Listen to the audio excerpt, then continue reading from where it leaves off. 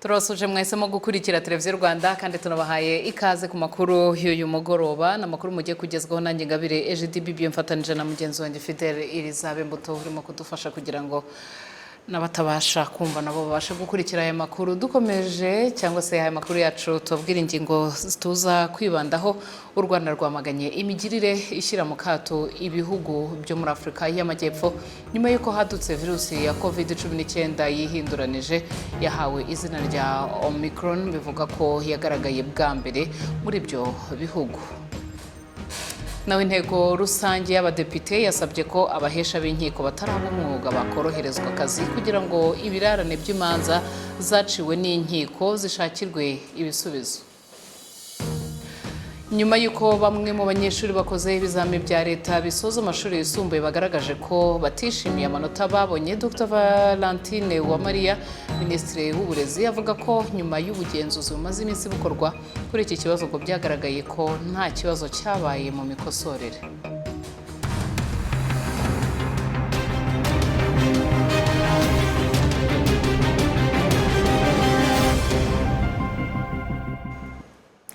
None twongere tubahe ikaze ku makuru twabateguriye, amakuru ya televiziyo y'u Rwanda. U Rwanda rwamaganye imigirire ishyira mu kato ibihugu byo muri Afurika y'Amajyepfo nyuma y'uko hadutse virusi ya COVID-19 yihinduranije yahawe izina rya Omicron, bivuga ko yagaragaye bwa mbere muri ibyo bihugu. Mu nama y'inteko rusange ya komisiyo ishinzwe iby'indege za gisivile ku mugabane wa Afurika AFCAC, Perezida Paul Kagame yavuze ko ibyo bihugu bidakwiye kugirwaho ingaruka no gukorera mu mucyo bigatanga amakuru kuri iyo virusi mu gihe hari ibindi bihugu byayamenye imbere ariko byo bikaryumaho. Ni inkuru twateguriwe na Divian yafatanije na Safari Desert.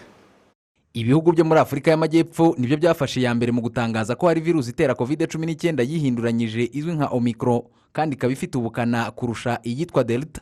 Ibyo byatumye ibihugu byo hirya no hino ku isi bihita bifata ingamba zisa n'izishyira mu kato Afurika y'Amajyepfo. Ingendo ziva n'izijya muri icyo gice cya Afurika zirahagarikwa.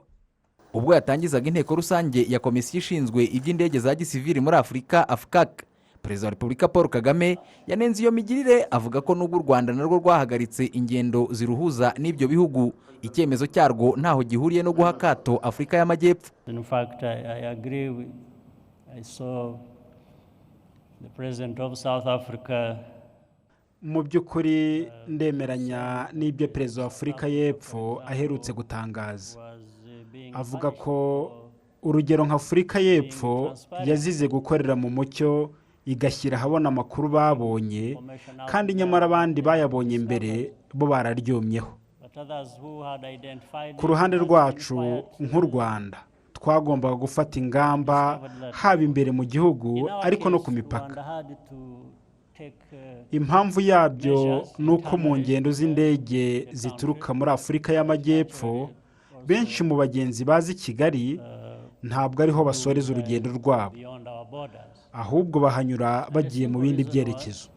There was going to be an economic backlash if we just went to Southern Africa. Bityo rero hari kubaho ikibazo mu bukungu iyo dukomeza kujyayo. Nta bagenzi twari kubona kuko ubusanzwe bataba baje mu Rwanda, ariko nanone niyo dutwara abagenzi bagiyeyo baturutse hano, indege yari kujya igaruka nta bagenzi, bikadutera igihombo.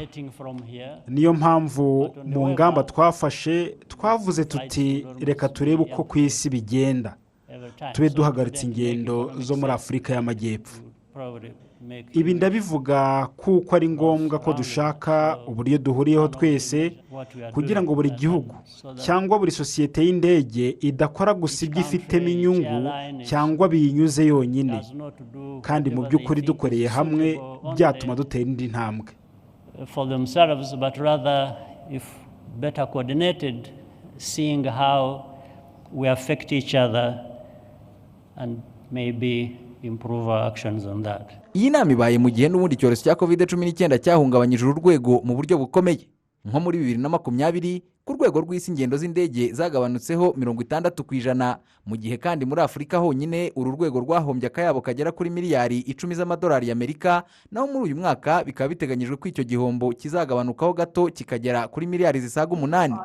aha ni naho perezida Paul Kagame yahereye ajya inama y'icyakorwa ngo urwego rw'ubwikorezi bwo mu kirere ku mugabane wa Afurika ruzahuke ndetse rutere imbere kurushaho. The liberalization of air transport can help with the sustainable gukuraho inzitizi zose mu bwikorezi bwo mu kirere byafasha kwigobotora mu buryo burambye ingaruka z'icyorezo cya COVID-19, ari nako byoroshya ibikorwa by'isoko rusange rya Afurika. Munyemerere ntanga ibitekerezo ku ntambwe zikwiye guterwa mu kwihutisha amasezerano y'isoko rimwe ry'ubwikorezi bwo mu kirere ku mugabane wa Afurika. Icya mbere nuko ishoramari mu bikorwa remezo ari ingenzi cyane. Rwanda's aviation industry continues to see considerable growth. Urwego rw'ubwikorezi bwo mu kirere mu Rwanda rukomeje kwaguka, by'umwihariko binyuze mu kongerera ubushobozi Rwanda ndetse no kubaka ikibuga mpuzamahanga cy'indege gishya. Iryo shoramari rishyigikira ubuhahirane muri Afurika, rikanuzuza icyerekezo cy'u Rwanda cyo gukuraho viza ku bavandimwe bacu b'Abanyafurika ndetse n'abandi bagenzi baturuka hanze y'umugabane wacu. For other travelers from outside of our continent. Minisitiri w'ubwikorezi muri Togo Afo Achadeji nawe ashimangira ko Afurika ikwiye kwigira ku yindi migabane ifite urwego rw'ubwikorezi bwo mu kirere rwateye imbere. L'aviation africaine a un grand potentiel. Ubwikorezi bw'indege muri Afurika bufite amahirwe atagira uko angana, ibihugu byacu bikwiye kubyaza umusaruro kurushaho kugira ngo bibonemo inyungu. Aha ni nayo mpamvu ari ngombwa kwigira ku bunararibonye bw'ibindi bice by'isi byakuyeho inzitizi zose muri serivisi z'ubwikorezi bwo mu kirere. Des leçons de l'expérience d'autres régions qui ont libéralisé leurs services aériens. Iyi nama y'inteko rusange y'iminsi 3 ya AFCAC ihurije i Kigali abakabakaba 200 bahagarariye ibihugu 55 bigize umuryango wa Afurika yunze ubumwe. Divin Wayo, Televiziyo Rwanda. Naho Minisitiri w'Intebe Dr. Edouard Ngirente haravuga ko leta y'u Rwanda ikomeje gushyira imbaraga mu guharanira ko imibereho y'impunzi u Rwanda rwakiriye yarushaho kuba myiza. Ibi Minisitiri w'Intebe akaba bitangaje ubwo yatangizaga inama mpuzamahanga igamije gushaka ibisubizo by'ibibazo binyuranye impunzi n'abakurwa mu byabo ku ngufu bahura nabyo. Ni inkuru twateguriwe na Karine Mutoni afatanije na Joseph Mushimire. Bamwe mu bahuye n'ibibazo by'ubuhunzi avuga ko ari ubuzima bugoye kandi bisaba imbaraga zikomeye kugira ngo abantu bahangane n'ingaruka zabwo. Maze imyaka 5 ndi ngaha mu nkambi y'impunzi ya Mahama, honze muri 2015 haza abaterankunga bashobora kuba batwigisha kuboha. Maze kuja mu byo kuboha narorohewe, bwa buzima nari ndimwo ntangura kubuvamwo buke buke. Ubu murabona ko tugeze ku ntambwe yuko dushobora kuba twoboha ibintu dushira ku masoko tugacuruza. Ababyeyi banjye iteka bambwiraga ko kwiga ari bumwe mu buryo buzatuma igihe tuzaba twasubiye mu gihugu cyacu dushobora gufasha abasigayeyo. Icyo nifuriza buri mwana kuri uyu mugabane harimo n'ababayeho mu buzima bugoye no kwiga neza, kuko nibyo bizabafasha kwigira bikabaha n'agaciro haba hano mu gihugu batuyemo cyangwa icyo baje bavamo. Abahagarariye abikorera ku mugabane wa Afurika bari mu Rwanda mu nama mpuzamahanga y'iminsi 3 igamije gushaka ibisubizo by'ibibazo binyuranye impunzi n'abakurwa mu byabo ku ngufu bahura nabyo. Ishami ry'umuryango w'abibumbye ryita ku mpunzi HCR rivuga ko intambara, gutotezwa n'ingaruka z'imihindagurikire y'ibihe ari zimwe mu mpamvu zikomeje gutuma abantu bakurwa mu byabo. Mu myaka 10 ishize ngo umubare w'abakuwe mu byabo warushijeho kwiyongera. Muri miliyoni zisaga 84 z'abakuwe mu byabo ku isi, umugabane wa Afurika ufitemo hafi miliyoni 36 bangana na 45% by'abakuwe mu byabo ku isi. Atangiza iyi nama, Minisitiri w'Intebe Dr. Edouard Ngirente yavuze ko u Rwanda rufite politiki yo kwakira impunzi n'abasaba ubuhungiro, ibyo bikajyana no kubafasha kugira imibereho myiza. U Rwanda ruzakomeza kurengera impunzi, kwita ku mutekano wazo ndetse no kudaheza impunzi mu birebana n'iterambere ry'ubukungu. Buri mpunzi yose igejeje ku myaka 16 y'amavuko nk'uko bimeze ku banyarwanda bari muri icyo kigero cy'imyaka bahabwa irangamuntu ibafasha mu rwego rwo kubafasha guhabwa serivisi zinyuranye. Muri politiki ya leta irebana n'uburezi, guha uburezi bufite ireme haba ku banyarwanda cyangwa aba mu Rwanda ni ikintu cy'ingenzi dushyira imbere. Kugeza ubu hari impunzi zisaga 55,000 ziga mu byiciro bitandukanye by'amashuri kuva mu inshuke, abanza n'ayisumbuye. Hari kandi impunzi zirenga 500 ziga muri kaminuza zitandukanye nyuma yo kubona buruse zitandukanye. Kuri ibyo hiyongeraho kubona ubuvuzi nta kiguzi ku mpunzi ziba mu nkambi ndetse no kwivuza hakoreshejwe ubwisungane mu kwivuza mutuelle de santé ku baba hanze y'inkambi.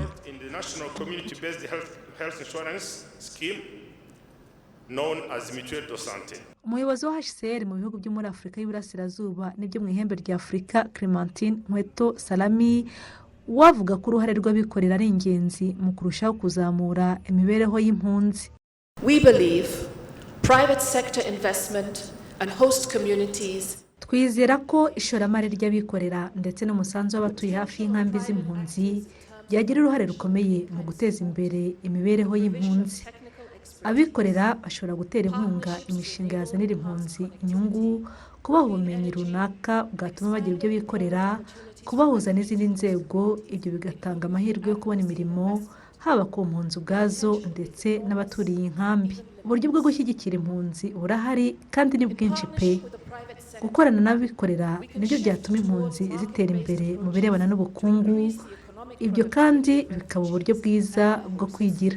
Resilience and self-reliance. Minisiteri ishinzwe ibikorwa by'ubutabazi ivuga ko mu Rwanda hari impunzi zisaga 127 ziganjemo abanyekongo n'abarundi ziba mu nkambi 5 mu gihugu hagati. 90% by'izo mpunzi ziba mu nkambi, 10% bakaba mu mijyi irimo Kigali, Huye na Bugesera. Iyi minisiteri ivuga kandi ko ku bufatanye n'abafatanyabikorwa banyuranye impunzi zisaga 5,000 zimaze kubona inkunga ibafasha kwigira. Karine Umutoni, i Kigali. Tukiri Kigali reka dukomereza mu nteko ishinga amategeko y'u Rwanda aho inteko rusange y'abadepite yasabye ko abahesha b'inkiko bataraba umwuga bakoroherezwa akazi kugira ngo ibirarane by'imanza zaciwe n'inkiko zishakirwe ibisubizo. Ni inkuru irambuye twateguriwe na Jean Paul Turatsinze. Kubana mu mahoro, gukumira ruswa n'ibyaha. Ibi babisabye ubwo abadepite bagize komisiyo ya politiki, uburinganire n'ubwuzuzanye bw'abagabo n'abagore mu iterambere ry'igihugu bagezaga ku nteko rusange y'abadepite raporo bakoze ku mitangire ya serivisi z'ubutabera. Iyi raporo yagaragaje ko hari ibirarane by'imanza zitarangizwa kubera impamvu zitandukanye. Abadepite bakaba bibaza impamvu ibibazo bitarangira. Mu gihe bahuraga na bamwe mu banyamabanga nshingwabikorwa b'imirenge bakaba n'abahesha b'inkiko bataraba umwuga, babagejejeho imbogamizi bahura nazo mu kurangiza imanza, harimo n'uburyo butanoze cyangwa butabashobokera bwo gushyira mu bikorwa itangwa ry'indezo mu gihe ababyaranye abateye inda badashaka kuzitanga ku neza.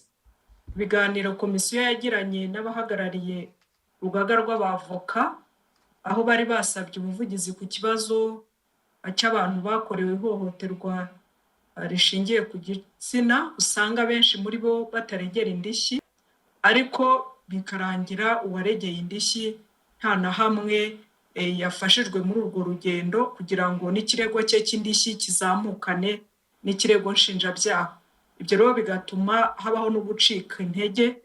Akarengane kaba ku bantu bafite ubumuga bwo kutabona cyangwa kutavuga. Isambu ye aho bayipimye ntahabona ntahazi, najya no kubaza bagatangira kumwita ya mazina, aho ngaho tukahabona ikibazo cy'ubutabera. Iyi komisiyo yagaragarije abadepite ko zimwe mu manza zitinda kurangira kubera impamvu zitandukanye zirimo kuba abahesha b'inkiko bataraba umwuga ku mirenge bafite akazi kenshi gatuma badashyira mu bikorwa imyanzuro y'inkiko. Aba bahesha b'inkiko bataraba umwuga batazi gukoresha ikoranabuhanga ryifashishwa mu butabera, ikibazo cy'abaturage batsindwa imanza bakabura ubwishyu kubera nta bushobozi cyangwa imitungo yabo barayandikishije ku bandi. Perezida w'iyi komisiyo ya politiki, uburinganire n'ubwuzuzanye bw'abagore n'abagabo Honorable Rubagumya Furaha Emma yavuze ko ibibazo babiganiye n'inzego z'ubutabera ndetse hatangwa n'imyanzuro. Urebye umubare w'imanza wiyongera mu nkiko n'ukuntu ibirarane mu by'ukuri bigenda biba ikibazo, ubona ngira ngo ari byiza yuko basipidinga gukora ibi bintu bijyanye n'ibi bintu bya mediation kugira ngo bishobore gufata shape. Ni ibintu iyo uganiriye na minisiteri barimo barabikora. Nyuma y'ibyo bisobanuro sabe ko twakiriye raporo. Inteko rusange y'abadepite yakiriye raporo ya komisiyo. Muri iyi raporo hagaragajwe ko imanza nshinjabyaha zirushaho kwiyongera cyane uko iminsi igenda ishira, aho nko mu mwaka w'ibihumbi 2018-2019 izi manza zari ibihumbi bisaga 34, mu mwaka w'ibihumbi 2019-2020 zirazamuka zigera ku bihumbi bisaga 50. Jean Paul Turatsinze, i Kigali. Dukomereza amakuru havugwa mu butabera. Urukiko rukuru rwa gisirikare rwakatiye igifungo kitarengeje amezi 6 abasirikare n'abasivile bakekwagaho ibyaha birimo gusambanya undi ku gahato, kwiba, gukubita ndetse no kudatanga amakuru ku cyaha. Icyakora abaregwaga muri uru rubanza bose bakaba bagezwa bere ku cyaha cyo gukoresha undi mibonano mpuzabitsina ku gahato. Jean Paul Maniraho mu nkuru irambuye. Urukiko rukuru rwa gisirikare rwakatiye ibihano biri hagati y'amezi 5 n'amezi 6 abantu bane barimo abasirikare 2 n'abasivili 2 bari bamaze umwaka n'igice bakurikiranwe ku byaha byakorewe ahitwa Kangondo ya 2 mu murenge wa Remera, akarere ka Gasabo hano mu mujyi wa Kigali. Mu gihe ubushinjacyaha bwari bwajuriye buvuga ko ibihano byari byakatiwe abavuga muri uru rubanza byari bito, abaregwa n'abunganira nabo bari bajuriye bavuga ko bahawe ibihano biremereye hatitaye ku mpamvu nyoroshya cyangwa ingingo zabarengeraga ku byaha bimwe bakomeje kuvuga ko batigeze bakora. Nyuma yo gusesengura ibyavuzwe n'ibimenyetso byatanzwe ku mpande zombi, urukiko rukuru rwa gisirikare rwemeje ko Private Nishimwe Fidel ahamwa n'icyaha cyo gukubita abaturage agahanishwa igihano cy'amezi 5 bivuye ku mwaka umwe yari yakatiwe n'urukiko rwa gisirikare n'ihazabu y'ibihumbi 500. Ni mu gihe Private Ndayishimiye Patrick wari wakatiwe imyaka 3 n'urukiko rwa gisirikare n'abasivili 2 aribo Mukamurisa Diane na Ntakaziraho Donat bahamwe n'icyaha cyo kutamenyekanisha icyaha bahanishwa igihano cy'amezi 5 n'ihazabu y'ibihumbi 100 kuri buri wese. Mu mpamvu zatumye ibihano bigabanywa muri rusange, urukiko rukuru rwavuze ko urukiko rwa gisirikare rwari rwafashe ibihano byo hejuru ariko ntirwasobanura impamvu rwabibahanishije. Abandi basirikare 2 baregwaga muri uru rubanza bakaba baragizwe abere mu rukiko rw'ibanze bahita barekurwa mu gihe urubanza rwaburanishwaga ku ifunga n'ifungurwa ry'agateganyo. Jean Paul Maniraho, i Kigali. Reka dukomereza amakuru havugwa mu burezi. Mu kwezi gushize kwa 11 nyuma y'uko Minisiteri y'Uburezi ishyize ahagaragara amanota asoza amashuri yisumbuye, hari bamwe mu banyeshuri bagaragaje ko habayemo ibibazo mu manota yabo. Uri kubona hangaye ari nka diplome y'amanota 18 yasohotse iri fail. Singibi hano ntago ari ibindi kubeshya. Diplome y'amanota 18 iba fail gute? Sibyo? Aka ini nindi diplome nayo ya manota ubona abayibashyama ama S ikibazo twibaza byagenze te mukosa badukose cyo nyeka ko badukosoye nabi. Kuba amanota ashobora kuza ku rubuga kabiri akaza rimwe agahinduka, ubwa kabiri akaza agahinduka ku bantu bamwe namwe kandi abafite ibibazo ari benshi. Ikibazo cyanje kiri ku rupapuro rw'amanota yasohoye nkaho murabona hari amanota nagize amanota 18 ariko bagiye bandika fail nk'umuntu watsinzwe, kandi amanota arigaragaza hari 18 ariko bagiye bandika fail, kandi hari abari munsi yanje bagize 10-12 banditse pass. Nyuma rero y'iki kibazo cyagaragajwe n'aba banyeshuri batandukanye, Minisiteri y'Uburezi yaragikurikiranye. Ubu Minisitiri w'Uburezi Dr. Uwamariya Valentine akaba avuga ko iki kibazo gikomeje gukurikiranwa n'ubundi.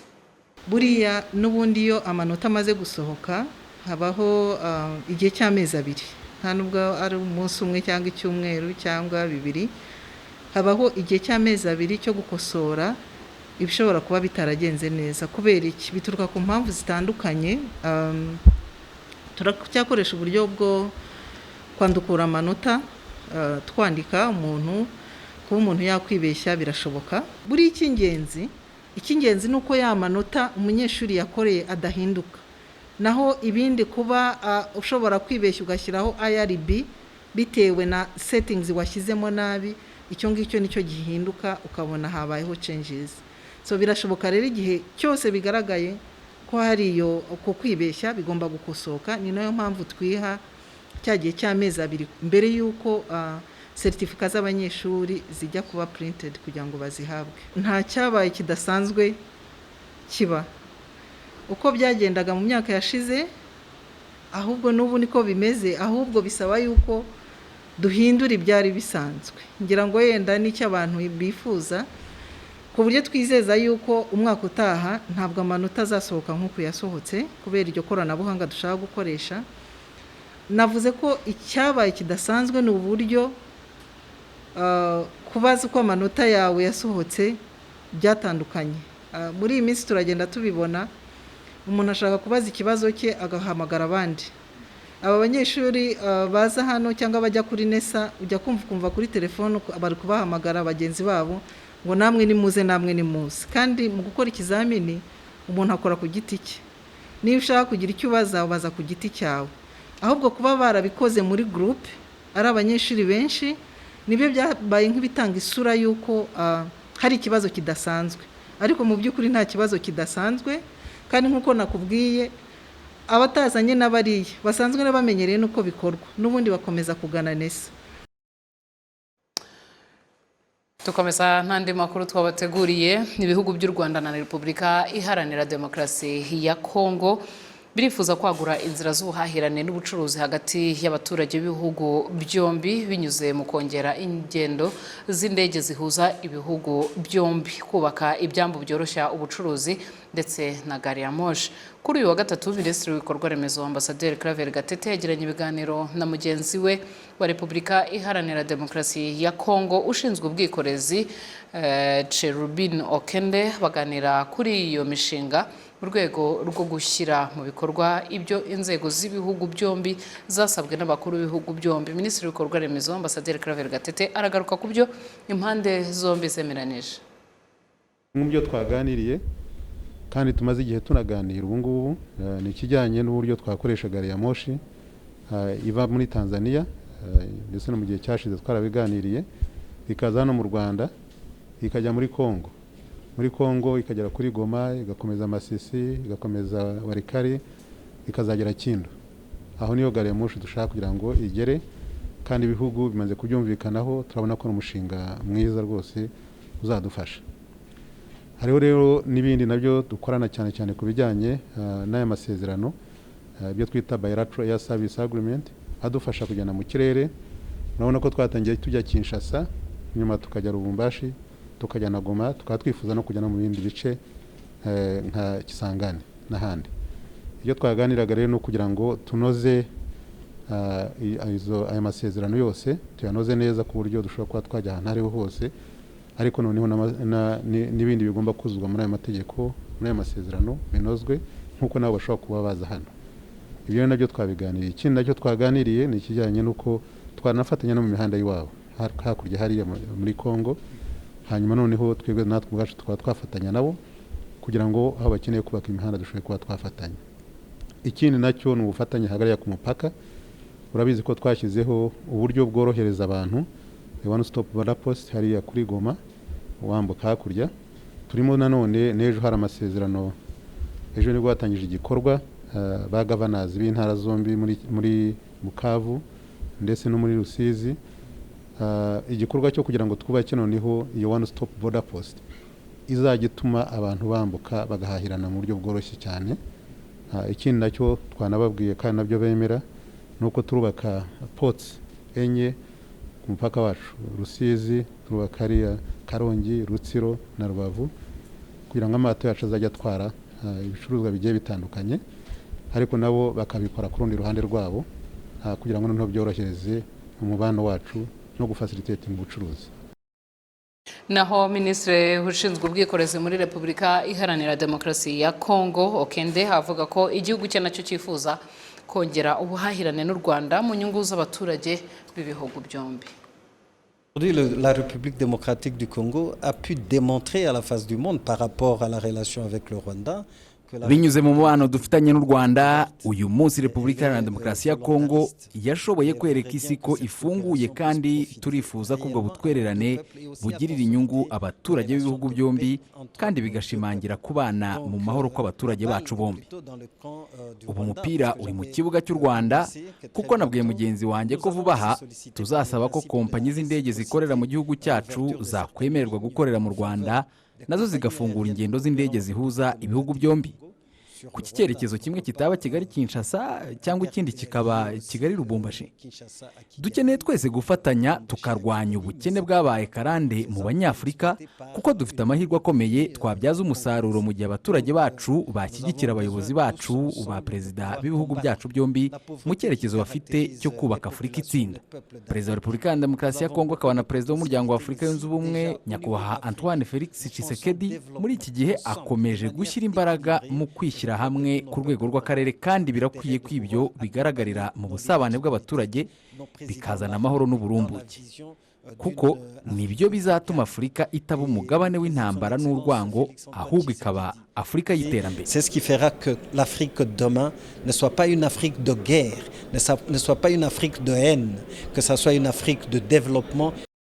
Turacyari makuru ya televiziyo Rwanda, tukibutsa kandi ko ushobora gukomeza kudukurikirana no ku rubuga rwacu rwa internet arirwo wa3.rb.rw. Mu gihe imibare igaragaza ko mu Rwanda abantu basaga ibihumbi 200 bafata imiti igabanya ubukana bw'agakoko gatera sida, Minisiteri y'Ubuzima iratangaza ko u Rwanda rwihaye intego y'uko ruzaba rwamaze guhashya burundu iki cyorezo mu mwaka wa 2030, kuko 95% by'abafite virusi itera sida ngo bazaba bafata imiti neza ku buryo imibiri yabo izaba itagishobora kwanduza. Ibi rero bikaba byatangajwe na Minisiteri y'Ubuzima, Minisitiri w'Ubuzima Dr Daniel Ngamije mu muhango wo kwizihiza umunsi mpuzamahanga wahariwe kurwanya sida, aho ku rwego rw'igihugu uyu munsi wizihirijwe mu karere ka Nyagatare, nk'uko twabiteguriwe mu nkuru yateguwe na Valence niyo nkuru. Hashize imyaka 40 umuntu wa mbere agaragayeho virusi itera sida, kuko kuva mu mwaka w'igihumbi 1981 iki cyorezo cyakwirakwiye hirya no hino ku isi ku muvuduko udasanzwe. Kimwe mu byagoye bamwe mu bagize ibyago byo gusanganwa iyi virusi no kwiyakira, nk'uko byumvikana mu buhamya bwa bamwe muri bo barimo na Nyirabatembeye Florence utuye mu kagari ka Cyabayaga mu murenge wa Nyagatare, umaze igihe kinini amenye ko yanduye. Kunanirwa kwiyakira ingaruka nahuye nazo rero, numvaga ko umuntu wanduye agomba guhita apfa, kandi noneho nahita mpfa nkavuga se ibi bintu ndabisiga, reka ntangire mbigurisha. Ibintu ndatangira ndabyataka, ibintu ndabigurisha, umva ibintu mbimara mu nzu kugeza aho nageze kuvuga ngo iyi nzu nsigayemo y'icyumba na salo na korodoro nayo reka nyigurishe. Ubwo noneho sinzi ukuntu nagiye negera ishyirahamwe ringira inama ry'ukuntu ngomba kwitwara neza, y'ukuntu ngomba gukorera imiti ku gihe. Uyu mubyeyi kimwe na bagenzi be bahisemo kwibumbira mu ishyirahamwe baryita b'intwari, kuri ubu rikaba rigizwe n'abarenga 250 babana na virusi itera sida. Uku kwishyirahamwe kwatumye biyubaka batangira korozanya amatungo magufi, ku buryo benshi muri bo yabebereye imbarutso y'iterambere. Uretse ibi banashima leta y'u Rwanda idahwema kubaba hafi. Bampaye ihene imwe irabyara noroza aho ndi munyamuryango, tugenda tuzihererekanya gutyo, na umuntu yabyaze ihene agahundi n'undi yabyaze ihene agahundi, ihene ziragwira ngeze ihene 8. Ntahezwa ndayobora mu midugudu, abaturage nkabwa muze muri tubura bakishyura nkabishyurira, ubwo nkabageza ahantu heza, ubona mu baturage rwose banyimvamo cyane. Niyo mpamvu nshima Paul Kagame ko batadutereranye, amashirahamwe ntawe tujya kato, ubu turi abantu mbese bishyira hamwe bameze neza. Mu kwizihiza umunsi mpuzamahanga wahariwe kurwanya sida, ikigo cy'igihugu gishinzwe ubuzima RBC cyagaragaje ko mu Rwanda abantu basaga 200,000 bafata imiti igabanya ubukana bw'agakoko gatera sida, kandi ngo abenshi muri bo bageze ku rwego rwo kutanduza abandi. U Rwanda rwihaye intego y'uko mu mwaka w'ibihumbi 2030 95% by'abafite virusi itera sida bazaba bazi uko bahagaze. Guverinoma y'u Rwanda kandi ivuga ko 95% by'abipimishije bagasanga baranduye bazaba bafata imiti igabanya ubukana, ndetse 95% byabo ngo bazaba bageze ku rwego rwo kutanduza. Ashingiye ku bimaze gukorwa, Minisitiri w'Ubuzima Dr Daniel Ngamije avuga ko kugera kuri iyi ntego atari inzozi. 86% y'abantu mu Rwanda babana n'ubwandu bwa sida bazi ko bafite ubwo bwandu. Kuva rero kuri 86% ujya kuri 95% muri iyi myaka hafi 9 isigaye, twumva ari intego ishoboka n'umuhigo dushobora kwesa. Abamaze kumenya ko banduye 95 kubashyira ku miti nabyo birashoboka kuko imiti irahari, abagomba kwitanga barahuguwe, bari ahantu hose, ubukangurambaga burakorwa, abantu ntago banga kujya gufata imiti. Twumva rero uwo muhigo kugeraho atari inzozi, ari ibintu bishoboka. Umunsi mpuzamahanga ngarukamwaka wo kurwanya sida washyizweho mu mwaka w'1988, uyu mwaka w'2021 ukaba ufite insanganyamatsiko igira iti dufatanye turandure sida. Mu kwizihiza uyu munsi kandi inzego z'ubuzima zongeye kwibutsa abaturage by'umwihariko urubyiruko kwitabira kwisuzumisha kugira ngo bamenye uko bahagaze. Ni mu gihe ubushakashatsi bwakozwe na RBC bwagaragaje ko urubyiruko rwinshi rutitabira kwipimisha ndetse ngo n'urwasanganywe virusi itera sida ntirufata ibiti neza uko bikwiye, kandi ngo abenshi biganje mu ntara y'Iburasirazuba. Valence niyo nkuru, televiziyo y'u Rwanda mu karere ka Nyagatare. Nyuma y'iyo nkuru ivuga mu buzima, reka dukomereza amakuru ajyanye n'ibidukikije. Mu ntangiriro z'umwaka utaha u Rwanda ruzamenya niba pariki y'ibirunga parike ya Nyungwe yashyizwe bidasubirwaho mu murage w'isi. Komisiyo ikorana n'ishami ry'umuryango w'abibumbye ryita ku burezi n'ubumenyi n'umuco ivuga ko hasigaye ibintu bike cyane kugira ngo iyo dosiye yuzure nyuma y'imyaka 2 u Rwanda rurimo kuyikoraho. Tejene twibanire. Mu myaka 2 ishize nibwo u Rwanda rwatangiye urugendo rwo gusaba ko pariki y'igihugu ya Nyungwe yakwandikwa mu bigize umurage w'isi nk'uko bisobanurwa na Ngoga Telesfole, umukozi w'urwego rw'igihugu rushinzwe iterambere RDB, akaba ashinzwe gukurikirana pariki z'igihugu. Twasanze rero imiterere yayo n'uburyo icunzwe bihuye n'ibisabwa kugira ngo ibe yakwandikwa ku rutonde rw'umurage w'isi. Twarabisuzumye tutegura dosiye yo kwandikisha Nyungwe ku rutonde rw'umurage w'isi. RDB n'izindi nzego mu Rwanda bakomeje gukorana bya hafi n'intumwa z'ishami ry'umuryango w'abibumbye ryita ku burezi, ubumenyi n'umuco UNESCO. Ebyiri tsinda ryabonye byatumye guhera mu ntangiriro z'uyu mwaka Nyungwe ishyirwa ku rutonde rw'agateganyo rw'ibigize umurage w'isi. Ariko u Rwanda rukaba rwasabwe gukomeza gutegura dosiye isaba kwemererwa burundu ikazaba yashyikirijwe UNESCO bitarenze ukwezi kwa mbere umwaka utaha. Dosiye yaragiye, iby'ingenzi UNESCO yabonye byuzuye. Iyi raporo nayo iraza gutangwa y'ibyavuye muri community cyangwa mu baturage baturiye parike. Hakenewe rero decision navuga politique ya cabinet, inama ya ministry izemeza iyo nyandiko ishimangira ko Nyungwe ijya mu murage w'isi. Igihe cyo cyose guturuka ku itariki ya 1 z'ukwezi kwa 2 twajya twumva UNESCO ishyize Nyungwe mu murage w'isi. Pariki ya Nyungwe nimara kwemererwa mu bigize umurage w'isi, hari bamwe bibaza icyo bizaba bimariye u Rwanda kugera no ku muturage utayifitemo akazi. Irusheho kumenyekana, niba irusheho gusurwa, izarushaho no kwinjiza mu bukungu bw'igihugu, hanyuma n'abaturage bayituriye baboneho uruhare, haba kuri bya bindi byinjizwa na ba mukerarugendo baza kuyisura, cyangwa se n'ibikorwa byabo ubwabo bashobora gukora. Kugeza ubu isi yose ifite site 1121 zanditse mu murage w'isi. Afrika iracyari hasi cyane kuko muri izo site zose ifitemo 35 gusa. Mu karere u Rwanda ruherereyemo nirwo rusigaye rudafite ikintu na kimwe cyanditse mu bigize umurage w'isi. Nyungwe niyemererwa izaba ariyo ya mbere. Icyakora haracyakorwa ubushakashatsi no ku bindi bintu byazandikwa mu bigize umurage w'isi.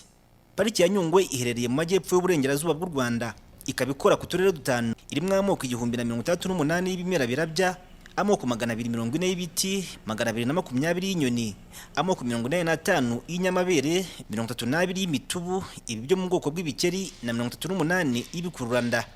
Irimo kandi ibimera bidasanzwe kugeza ubu biboneka gusa muri yo yonyine ku isi hose, mu gihe kandi iyi pariki ari yo soko ya Nili ndetse rikaba ari ishyamba ritigeze rihungabanywa nk'andi mashyamba usanga yaratwitswe, ryo rikaba rikiri umwimerere. Ubuyobozi bwaryo buravuga ko hari gahunda yo kugaruramo n'inzovu ndetse n'imbogo byaciwemo na barushimuse. Theogene twibanire muri Nyungwe. Naho Komisiyo y'Igihugu y'Uburenganzira bwa Muntu iravuga ko nyuma yo gukurikirana ibikorwa ibyabanjirije amatora birimo gutanga kandidatire no kwiyamamaza ndetse no mu gihe cy'amatora nyirizina, yaba ay'abayobozi b'inzego z'ibanze ndetse n'ay'inama nkuru z'igihugu yabaye mu Kwakira ndetse no mu kwezi k'Ugushyingo. Iyi komisiyo isanga aya matora yaragenze neza muri rusange. Perezida wa komisiyo y'igihugu y'uburenganzira bwa muntu Mukasine Marie Claire avuga ko nubwo amatora yagenze neza hari bikwiye kuzakosoka mu matora y'ubutaha. Twabonyemo kompetisiyo idasanzwe muri aya matora kandi n'icyatugaragariye nuko mu gukurikirana twasanze nta n'umuntu wigeze ajuririra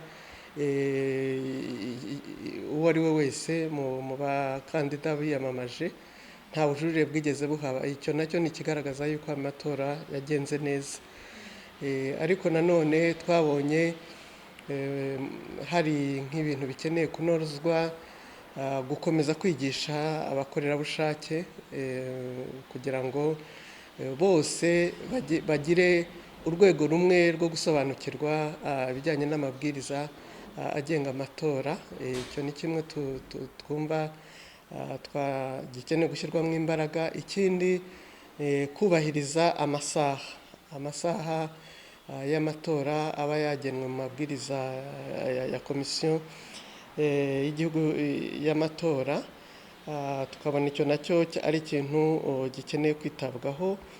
Nanone kandi twabonye abanyarwanda nabo bakeneye gukomeza kurushaho gusobanurirwa ibijyanye n'amabwiriza y'amatora kugira ngo nabo bose bajye ku rwego rumwe rwo gusobanukirwa, kuko hari bamwe bari basobanukiwe kurusha abandi n'abandi babonaga ko batari ku rwego rumwe.